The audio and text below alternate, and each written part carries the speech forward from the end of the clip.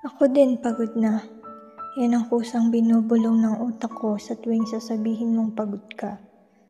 Saan ka pagod? Sa akin ba? Kasi kung oo ang sagot mo, sabihin mo ng diretsa.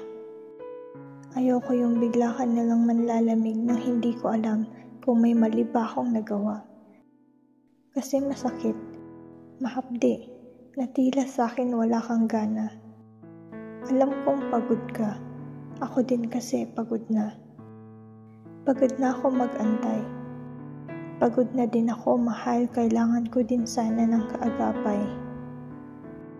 Hindi ko maintindihan kung bakit pati ako ay naging rason ng kapaguran mo. Na dati di ba sabi mo, ako ang nagbibigay ng lakas at gana sa buhay mo. Hindi ko na alam, mahal, kung saan pa tayo patungo. Gusto kong marinig mula sa'yo na dadating ulit ang araw na maayos tayo, yung hindi kasing gulo nito. Gusto kong humingi ng tulong kasi kahit papaano minahal mo pa din ako. Gusto kong kapitan mo ang kamay ko at sabay nating lagpasan ng mga problemang binabato ng mundo. Gusto kong bigyan mo ako ng lakas para kapitan ka ngayong unti-unting nagiging mahina ako. Ngunit mahal, gusto ko din sanang marinig muli ang salitang mahal kita dahil hindi mo na ito sinasabi matagal na. Nanghihina ako. Hindi ko alam kung dapat bang ipagpatuloy ito. Dahil sa kabila ng aking mga luha ay ang mga katagang wala na akong gana sa kabila ng sakit na nararamdaman ko ngayon. Pinipili kong maghanap ng isang rason para ipaglaban ka. Ipaglaban tayo. Ipaglaban ang meron tayo kahit ang hirap-hirap na. Bago ako tuluyang sumuko sa pag-ibig nating dalawa, gusto ko munang ilaban to kahit sobrang sakit na. Nang sa gayon, masabi kong hindi ako sumuko ng bigla dahil ikaw ang nagtulak sa akin para mapagod ng sobra. Mahal, hindi ako yung tipo na bibitawan ka dahil ako yung taong maghahanap ng isang rason para manatili kahit binabato na ako ng 1,000 rason para bumitaw na. Ayokong magsisi sa huli at mapagtanto na ako pala yung problema. Ayokong mawala ka, kaya pakiusap, tulungan mo akong iahon ang meron tayong dalawa. Sabi mo, pagod ka na. Kasi ako din pagod na. Wala ka ng gana sa mga bagay na dating kusa mo ginagawa. Wala akong hiniling sa'yo noong umpisa. Ikaw ang kusang pumasok sa buhay ko nang walang paanyaya. Ngayong matagal na tayong dalawa, bakit tila nais mong umalis at lumisan na parang bula? Ngayong tayo na mahal, bakit hindi mo ngayon gawin lahat ng pangako mo nung nandiligaw ka? Ang labo mo, ang labo ng mga pangako at salitang binitawan mo. Akala ko ba lahat ng yun ay hindi magbabago? Sabi mo, hindi ka magpapakampante kahit pa maging tayo. Ngunit ngayong meron ka na ng ako, binabaliwala mo na lang lahat na parang isang laro sa dinami-dami ng matatamis mong salita. Hindi ko akalain na hahantong tayo sa sitwasyon na ipaglalaban kita.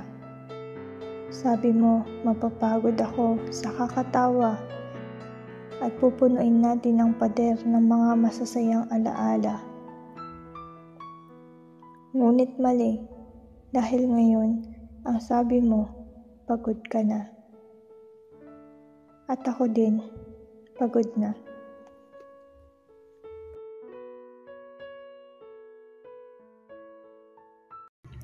Sa mga gabing nag-iisa ako at pinapakinggan ang musikang sinulat mo, iniisip kung sang parte ba ako nagkulang sa pagmamahal ko sa'yo. May nagsabi sa akin, pagod ka na at gusto mo nang sumuko. Hindi ko inakala na sa kabila ng ngiti mo ay may balak ka na palang iwan ako. May nakapagsabi na hindi ka na raw masaya. Ngunit sa iyong mga mata, ito'y hindi ko makita. May nagsabi rin, wala ka ng pagtingin. Kaya't ikaw ay aalis, magpapaalam na lang ng taimtim. Hindi mo sinabi sa akin na ayaw mo na pala. Hindi mo binanggit na di mo na gustong lumaban at magpanggap pa. Walang nagsabi na nahulog na pala ang loob mo sa iba. Kaya't anong magagawa? Ako na ang kakawala para hindi ka na mahirapan pang maghanap ng rason upang makalaya. Ako na ang bibitaw, ako na ang bahala.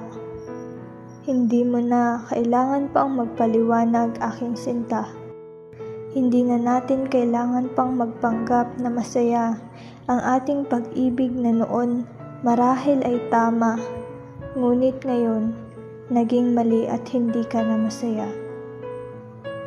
Sasabihin ko sa'yo, mahal pa rin kita. At sa kabila ng ating paalam na may halong pait ang ligaya, nais kong tumingin ka sa aking mga mata. Sabihin mong hindi sila tama, handa akong ipaglaban ka. Ngunit pag sinabi mong tama sila, oo na, ako ang magpaparaya. May lumapit sa akin at nagsabing mahal mo pa rin ako. Hindi ko alam kung bakit nag-aalangan kung ito ba ay totoo. Sabi nila, kailangan mo lang ng oras para muling mabuo. Kasama ba sa mga oras na yon ng kalimutan ng tayo? Ako na ang bibitaw para hindi ka na mahirapan. Hindi na kailangan ng paliwanag at mga dahilan. Hindi natin kailangan ng tagumpay o kabiguan ang ating pag-ibig. Noon ay totoo, ngayon isang kasinungalingan. Lumayo ka na at huwag ka nang magpaalam. Hindi mo na kailangang magpatuloy sa ganitong kalagayan. Ngunit kung mahal mo pa rin ako, manatili ka sa aking kanlungan. Huwag mo akong iwan sa pag-ibig nating dati ay sabay nating pinagsikawan. Pero kung talagang hindi na masaya ang iyong puso, ako na ang bahala, ako na ang magsasakripisyo. Para hindi na tayo magpatuloy sa maling pag-ibig na ito. Hayaan mong ang istorya natin ay magwakas sa pagbitaw ko. Hindi mo na kailangan pang humanap ng dahilan dahil ako na ang kusang susuko. Paalam, mahal ko.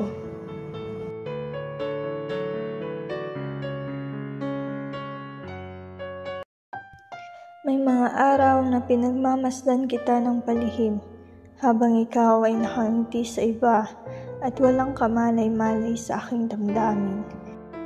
Iniisip ko, sana ako na lang ang nasa tabi mo.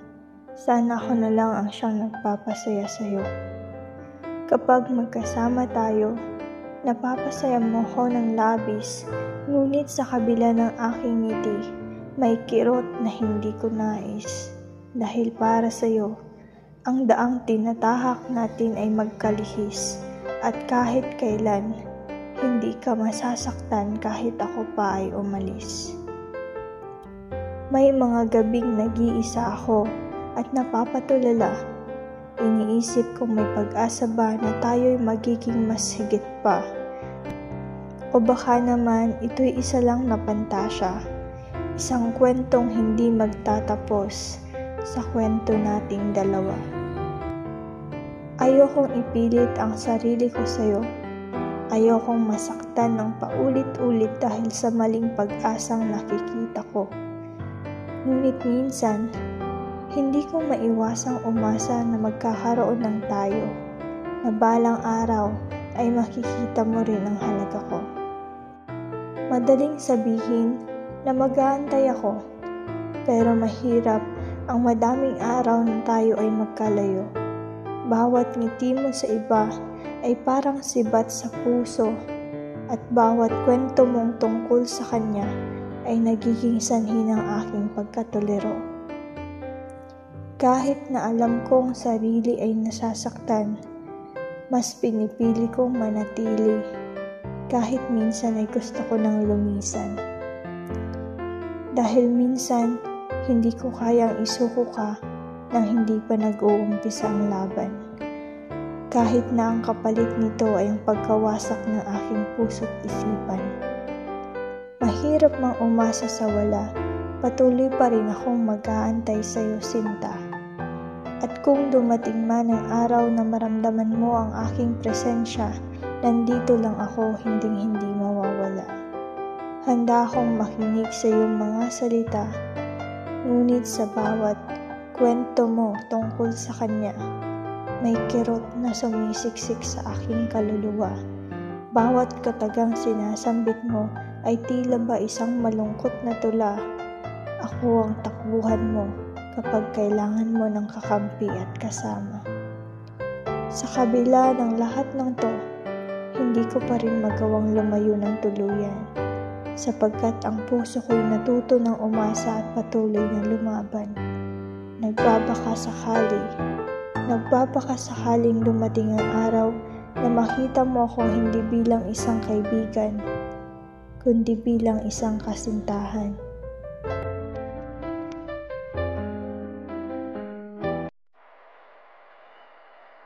May mga araw na bigla na lang akong mapapatitig sa larawan mo.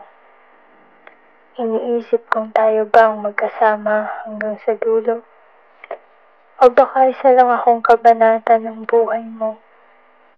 Isang halimbawa lang doon sa mga librong nababasa ko.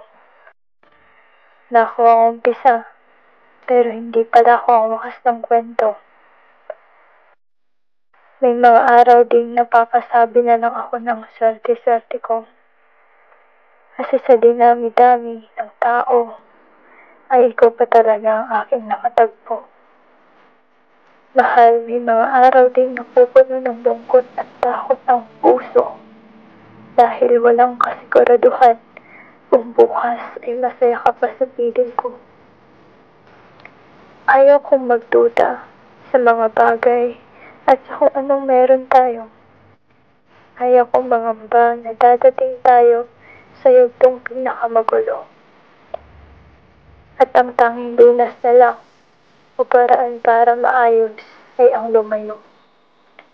Lumayo sa isa't isa dahil ito ang mas makabubuti upang mabuo muli ang ating pagkatao. Maaga tayong pinagtagpo. Ibig bang sabihin nun, ay maaga din tayong magkakalayo. Habang pinagmamasdan kita, bumabagabag ang mga ito sa isipan ko, na tila isang musika na minsan ay memorya ko ng liriko, na parang isang malungkot na tula na kukuha ng atensyon mo. Hindi ko alam kung saan pa tayo patungo. At kung mayroon man, masaya pa kaya tayo? Nag-umpisa lang naman ang lahat ng to sa biruan na naging seryoso. Kung babalik kaya tayo sa umpisa, ay pipiliin mo pa din ako. Mananatili kayang ako ang nais mo. Sa mga tanong na ito, ay nandun ang takot ko. Takot na baka hindi na ang isagot mo. Takot na baka iba na ang piliin mo. Takot na madami nang nagbago. At walang isa doon ang nakasunod ako. May mga araw, mahal, na nais man kitang sabayang tumakbo. Ngunit hindi makasabay ang pakong humahakbang lang hanggang 3. At sa 4 hanggang 7, natatanaw na lang kita sa malayo. Hanggang pagdilat ng mga mata ko sa 10, ang anino mo ay tuluyan ng naglaho. Masakit, na tila naiiwan na ako. Ngunit kung dumating man ang araw na maisipan mong hindi na ako ang nakikita mong mundo, hindi naman kita pipigilan pang lumayo. Matagal na akong nakapagpasya na kung saan ka sasaya ay doon na lang din ang nais ko para sa'yo. Kung ang kaligayahan mo ay makatakas sa isang tulad ko, may laban pa ba akong kailangan ipanalo? Ngunit habang patuloy pang umaandar ang gulong ng ating kwento, sasamahan kita hanggang sa dulo. Kung ang kwento natin ay isang kabanata o halimbawa lang sa libro, sana ang wakas pa din nito ay ikaw at ako.